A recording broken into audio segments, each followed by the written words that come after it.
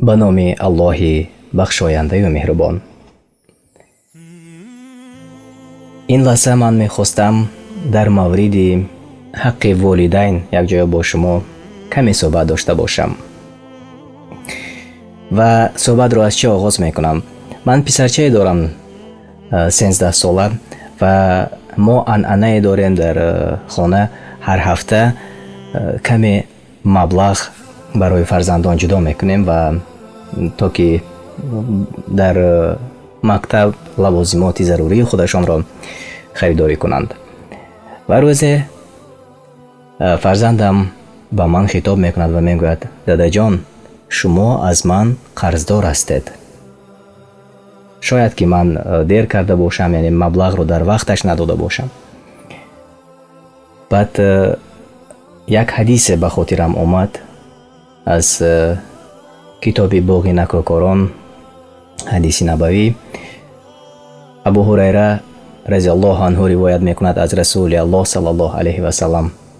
رسول الله صلی الله علیه و سلم فرمودند فرزند حق پدر را ادا کرده نمیتواند مگر آن که پدر را در غلامی بیابد و از غلامی آزاد کند. از این رو گاهی نه تنها کودکان 10 12 13 ساله بلکه به مثل ما نیز بزرگان نیز گاهی خطا میکنند و شاید از نادانی باشد میگویند پدر قرضدار هستید یا به مادر، عموما به والدین. اما ما فرزندان در نزد والدین قرضدار هستیم و تا وقتی مرگ ما قرض داریم و ما نمیتوانیم فرزندان قرض پدر و مادری را ادا کنیم. در حدیث دیگر از رسول الله صلی الله علیه و سلم این را نیز ابو هریره رضی الله عنه نقل کرده است. چنین آمده است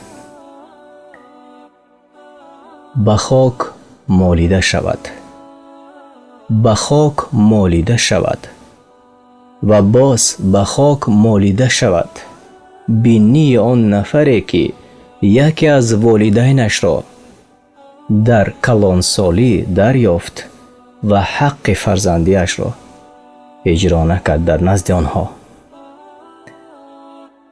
یکی از والدینش را و یا اینکه والدینش را، هم پدر و هم مادرش را.